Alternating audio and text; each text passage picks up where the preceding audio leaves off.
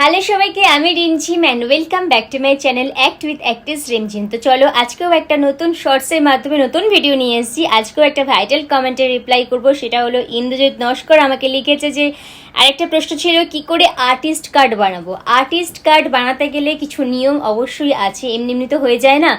তো যেটা মেন দরকার সেটা হলো দুটো জিনিস মেন দরকার, সেটা হলো যে তোমার কাজের ফুটেজ দরকার। তিনটে মোটামুটি কাজের ফুটেজ তোমার লাগবে, যে তুমি সিরিয়াল বা সিনেমায় কাজ করেছো সেই ফুটেজ দরকার। আর তিনজন ভালো ভালো ডিরেক্টরের সাইন দরকার যাদের সাথে তুমি কাজ করেছো। তো এই দুটো জিনিস যদি তুমি কালেক্ট করতে না পারো তাহলে আর্টিস্ট কার্ড করা কিন্তু যাবে না। আমার ক্ষেত্রেও সেম জিনিসটা হয়েছে।